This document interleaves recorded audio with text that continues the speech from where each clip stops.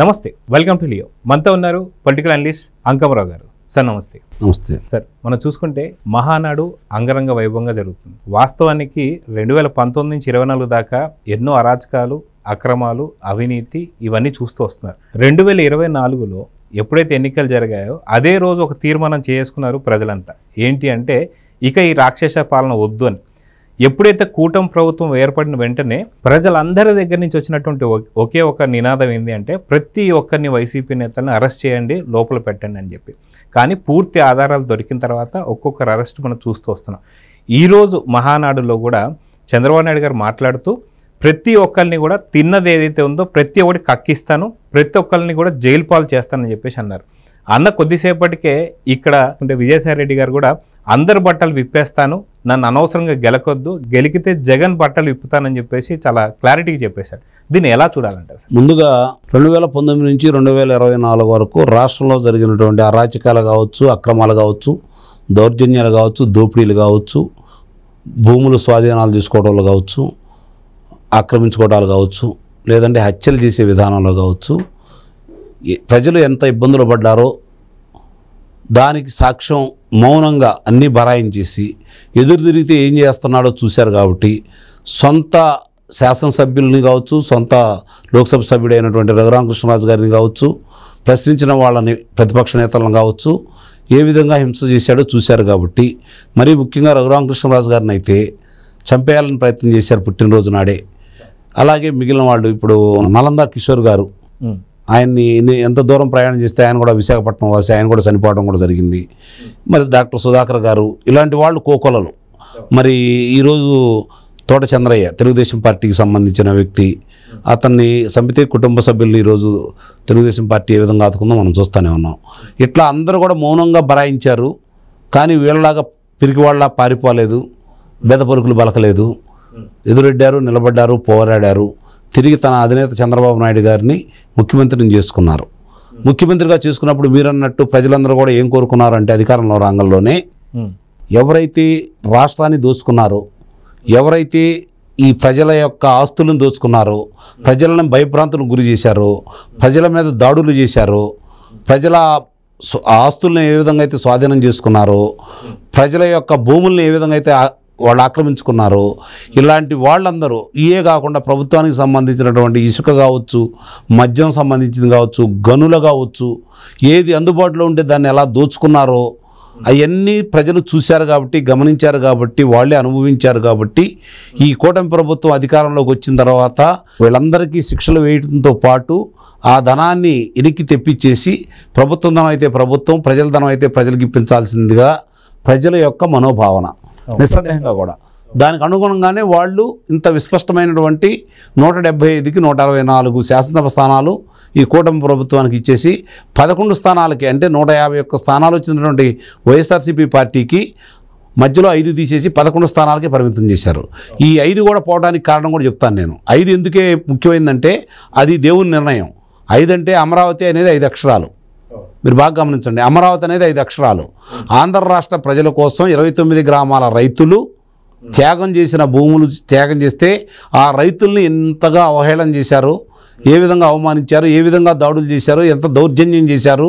వాళ్ళు ఇప్పటికీ న్యాయస్థానాల చుట్టూ తిరుగుతూ ఎంత ఇబ్బంది పెట్టారు. న్యాయస్థానం నుంచి తిరుపతి దేవస్థానం అని చెప్పారంటే ఎన్ని ఇబ్బందులు పెట్టారు. ఇవన్నీ చూసిన ప్రజలు మా రాష్ట్రం, మా రాష్ట్ర రాజధాని అమరావతి అనే ఏకైక నినాదంతో వాళ్ళందరికీ మద్దతుగా 5 అంకెలను తీసుకుని వెళ్ళి 11 మాత్రమే అతను మిగిల్చారు. ఇది తెలుగుదేశం ప్రభుత్వానికి, కూటమి ప్రభుత్వానికి ప్రజలు ఇచ్చిన సందేశం ఏంటంటే ఈ రాష్ట్రంలో వైఎస్ఆర్సీపీ పార్టీ అనేది రాజకీయం చేయటానికి అర్హులు కాదు. వాళ్ళు మేము ఒక తీర్పు ఇచ్చాము, మీరు ఈ తీర్పుకి బలపరచండి, వాళ్ళని అవినీతి పరులందరినీ వాళ్ళని గుర్తించండి, వాళ్ళ యొక్క నేరాలని సాక్ష్యాధారాలతో సహా న్యాయస్థానాల ముందు పెట్టి వాళ్ళందరికీ శిక్షలు వేయండి. ఇలాంటి వాళ్ళు రాజకీయాల్లో రాకుండా ఉండటానికి మీరు ఏం చేయాలో అది మీకు చేయండి, మీకు పూర్తిగా ఈ విధమైనటువంటి బలాన్ని మీకు ఇస్తున్నామని చెప్పని ప్రజలందరూ 164 స్థానాలు ఇచ్చారు. మీరు అన్నట్టు ఇప్పుడే ఒక్కోళ్ళ గురించి సాక్ష్యాధారాలతో సహా బయటికి తీసుకొస్తూ వాళ్ళ మీద అభియోగాలని న్యాయస్థానాల ముందు పెడుతూ వాళ్ళు దోషులుగా చూపిస్తూ ముందుకెళ్తా ఉన్నారు. ఆలస్యమైందని ఇప్పుడు కొంత ప్రజల్లో కొంత భావన, కార్యకర్తల్లో కొంత భావన ఉన్నమాట వాస్తవమే. పలు సందర్భాల్లో నేను కూడా ఏంటి ఇంత ఆలస్యం అవుతుందని చెప్పని ప్రశ్నించిన వాడిని. కాకపోతే ఏంటంటే ఇప్పుడు జరుగుతున్న పరిణామాలు చూసుకున్న తర్వాత వీళ్ళు మనం ఎంత తొందర పెట్టినా, వాళ్ళు ఎంత రెచ్చగొట్టినా, కార్యకర్తలు ఎంత బాధపడ్డా, ప్రజలు ఎంత వీళ్ళ మీద కోపం తెచ్చుకున్నా కూడా వాళ్ళు సక్రమంగా అన్ని ఆధారాలతోటి వీళ్ళని ఒకసారి అదుపులో తీసుకున్న తర్వాత వాళ్ళకి శిక్షలు పడేంత వరకు ఈ ప్రభుత్వం ఉంటుందన్న ఉద్దేశంతో వాళ్ళు చక్కగా చేసుకుంటూ వెళ్తున్నారని ఇప్పుడు జరుగుతున్న పరిణామాలన్నీ మనకు కనపడతా ఉన్నాయి.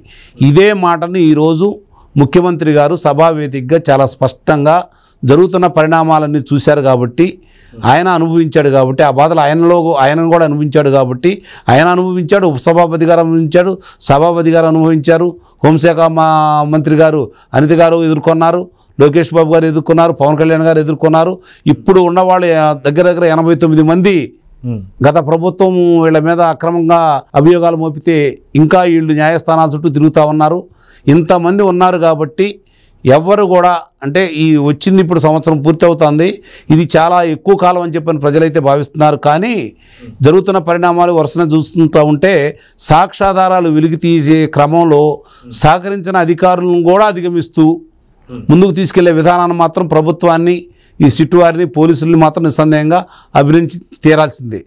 ఒక్కోటి బయటకు తీసుకొస్తున్నారు, అందుట్లో ఎలాంటి సందేహం కూడా ఏమి లేదు. ఈ పరిస్థితుల్లో మీరు ఇందాక చెప్పినట్టు విజయసాయిరెడ్డి అనే వ్యక్తి మామూలుగా నన్ను అనవసరంగా గెలుగుతున్నారు, నేను ఎవరిని వదిలిపెట్టను, చివరికి జగన్మోహన్ రెడ్డిని కూడా వదిలిపెట్టను, ఎందుకంటే నాకు అవమానం జరిగింది, ఇప్పటికీ నేను ఆయన్ని గౌరవిస్తూనే ఉన్నాను, కానీ ఆయన నన్ను ఇంకా దొంగగానో, దోషిగానో, వెనుపొడుదారుగానో చిత్రీకరించాలని ప్రయత్నం చేస్తున్నాడు. నా మానాన్ని నేను బ్రతుకుతూ ఉంటే, ఈ పాపాలు నాకు వద్దని చెప్పి నేను దూరంగా ఉండాలని నేను భావిస్తూ ఉంటే నా మీద వేయాలని చెప్పి భావిస్తున్నారు. అంతకుముందు నా మీద వేసుకున్నాను నేను, ఎందుకంటే నాకు ప్రాధాన్యత ఇచ్చారు కాబట్టి. ఇవాళ ప్రాధాన్యత లేదు కాబట్టి నేను బయటకు వచ్చాను, కాబట్టి ఉన్న వాళ్ళ గురించి నేను చెప్తున్నాను అని చెప్పని అతను చెబుతున్నాడు, బహిరంగానే చెబుతున్నాడు. అందులో సాటుమాట వ్యవహారం ఏం లేదు. చంద్రబాబు నాయుడు గారిని కలవాలన్నా లేకపోతే లోకేష్ గారిని కలవాలన్నా నాకు ఇవేమీ నేను సాటుమాటకి వెళ్ళాల్సిన అవసరం లేదు.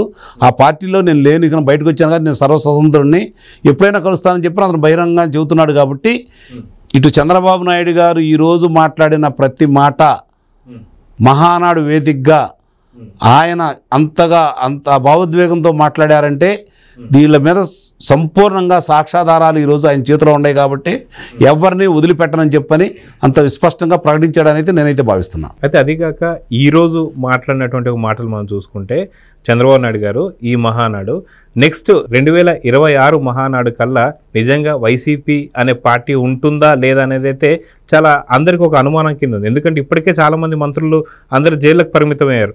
రేపో మాపు అదిగాక చాలామంది ఏదైతే సోషల్ మీడియాలో కూడా చూసుకుంటే జూన్ 11వ తారీఖు 11 గంటలకి 11 నిమిషాలకి 11 సెకండ్లకి జగన్ అరెస్ట్ చేయబోతుంది. ఎందుకంటే అది కూడా అచ్చొచ్చిన టైం అని చెప్పి అంటున్నారు. నిజంగా అలా అరెస్ట్ అయితే నిజంగా 2026 మహానాడు కల్లా నిజంగా పార్టీ ఉంటుందా లేదా అంటే ఏం చెప్తారు? అంటే ఇక్కడ మనం అనుకున్నంత సులువు కాదు కదా ఇది. రేపు ఆయన పిలిపిస్తారు, ఆయనకి 17A వర్తిస్తుంది కాబట్టి ఆయనకి 41 నోటీస్ ఇచ్చి పిలిపిస్తారు.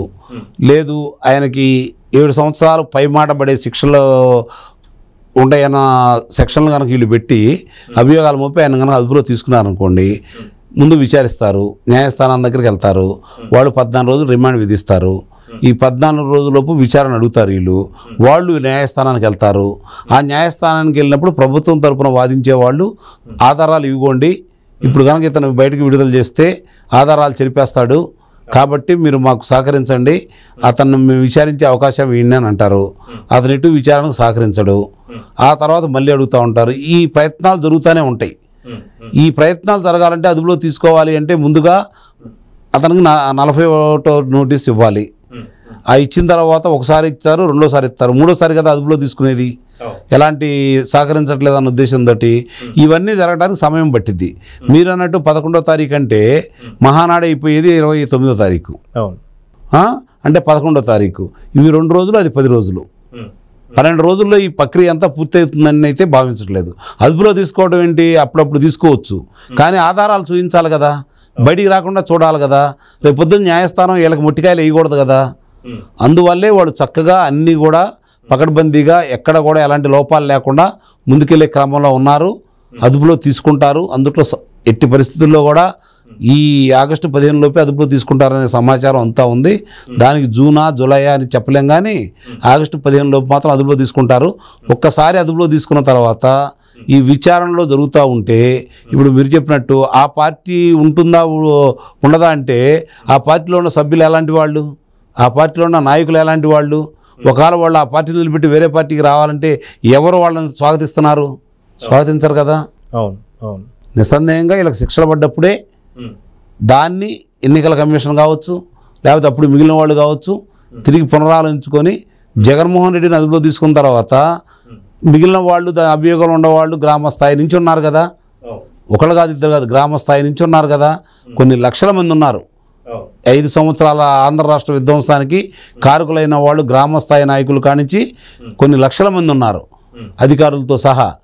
ఎవరిని వదిలిపెట్టకుండా చంద్రబాబు నాయుడు గారు వాళ్ళ అన్నదాని ప్రకారం చూసుకుంటా ఉంటే, ఎవరిని వదిలిపెట్టకుండా కనుక లోన తీసుకుంటే నాకు తెలిసి ఈ విచారణ కొన్ని సంవత్సరాలు పట్టింది. అందులో ఎలాంటి మీరు అన్నట్టు జగన్మోహన్ రెడ్డి వ్యక్తిని అదుపులో తీసుకుంటే చాలామందిని అదుపులో తీసుకోవాల్సి వస్తుంది. కాబట్టి ఇక ఆ పార్టీ మనుగడ కానీ, ఆ పార్టీ తిరిగి ఎన్నికల్లో పోటీ చేసే అవకాశం కానీ ఉంటుందని అయితే నేనైతే భావించట్లేదు. 26 కావచ్చు, 27 కావచ్చు, 28 కావచ్చు. నా లెక్క ప్రకారం అయితే 2028 మహానాడు జరిగే నాటికి వైఎస్ఆర్సీపీ పార్టీ అనేది ఉండదు. 2029 ఎన్నికల్లో పోటీ చేయదు.